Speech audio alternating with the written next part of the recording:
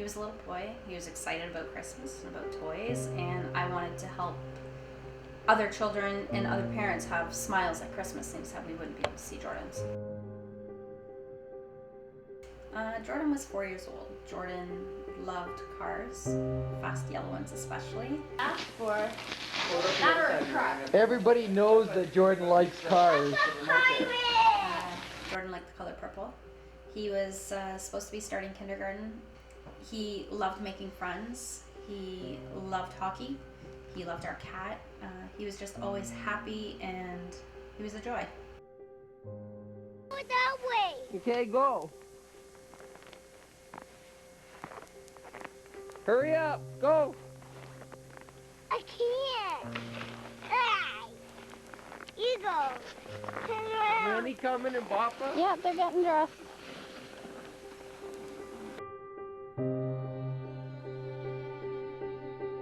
We went up to visit my parents, and he had exited the vehicle with my father and my husband and was looking at some trains, and he was coming back towards the car and didn't notice that a vehicle was reversing, and the vehicle was reversing very fast, and it hit him and ran him over, and he passed away.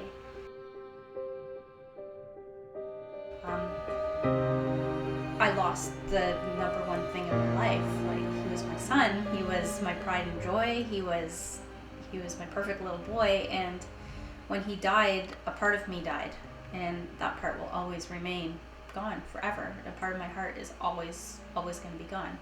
And at the time, he was my only child, so I also lost my identity as a parent and as a mother. And people would ask you, do you have children? How do you answer that to somebody you've just met? Do you answer yes and then explain why you no longer have a child, or do you answer no because at this point in time you no longer have a child? It's tough.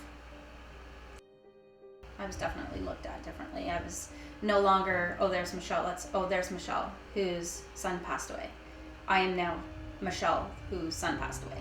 Even to this day, it's been 12 years, and to this day, she's the one whose son passed away. She's the one whose son was hit by a car. I'm always referred to that, and probably will be forever. After that, I got into therapy right away because obviously we were very traumatized and it was very upsetting. And my therapist had asked us what we were going to do to honor him. And I think I took what he said and kind of ran with it, and what I chose was not kind of what he had in mind. I had read that night when I went home after he asked me the question about a mother who lost her son to drug abuse, and she had started a coat drive for homeless people. And I'm like, that sounds like a great idea, but I would do it with toys because he was a little boy and he doesn't care about winter coats. So I came back and told my therapist what I had decided, and he was kind of thrown back with how big I had decided to make this project, and it just kind of took off from there. Tragically lost their son 10 years ago, are remembering him this Christmas through a toy drive.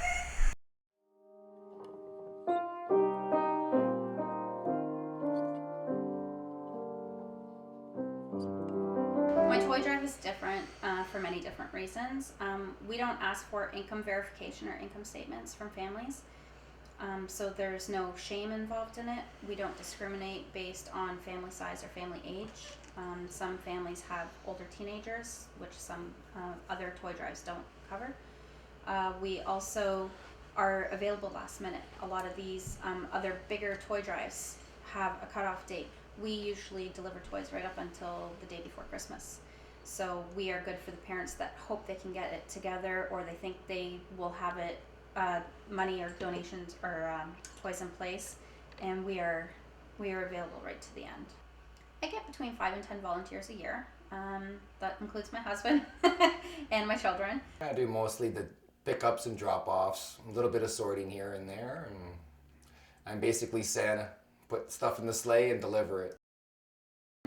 My friends, I have a few friends that help out with sorting of toys, and they have some teenage daughters, which have been really instrumental in helping me get my things together and get them sorted and organized. And last minute late night shoppings, we've done a couple 12 o'clock midnight Walmart, Toys R Us shopping runs in the middle of the night because I have people picking up the next day.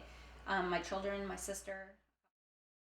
My husband's reaction was kind of like the therapist, a little shocked and like, oh, okay, I guess we'll okay. So I don't think he realized either at the time how big it was going to get.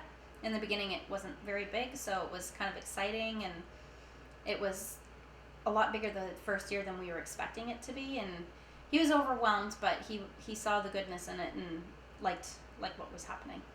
Thought it was a great idea. In memory of our son. Keep giving toys in his name.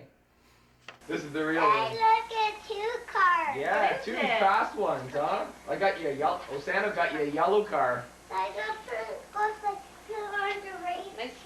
Early November is tough because I'm trying to get it all together and get my emails and all my contact information out to everybody. The beginning of December is usually when I get into panic mode because the donations haven't started coming in yet, and I'm always hoping I'm going to be able to pull it off because we're running out of time.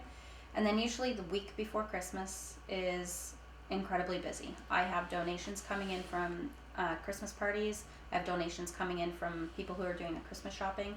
And then in that week, I usually have to do all my deliveries as well. And I have the social workers coming to my home to pick up the toys that we've collected for their families.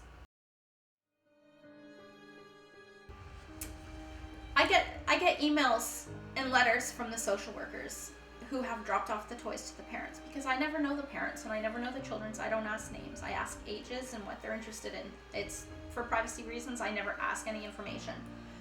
But I get emails from the social workers explaining to me how the parents are just overwhelmed and can't believe that there's people out there that care enough to help them out, and the look on their children's faces on Christmas, it just makes it all worth it. It's, I don't know how to explain it. When we show up at the abuse shelters and the people who are accepting the toys at the abuse shelters, they're crying and then we're crying, and yeah, it's, you know, something so small, but it makes you feel really good. It has definitely helped me with the grieving process. It has helped me help other children, which is always a good thing, and helps me realize that life does go on and I'm able to help other people, other children, other parents, and make life more bearable for them. It also gets Jordan's name out there, so people don't forget him and forget what he loved and the things he liked. Brady.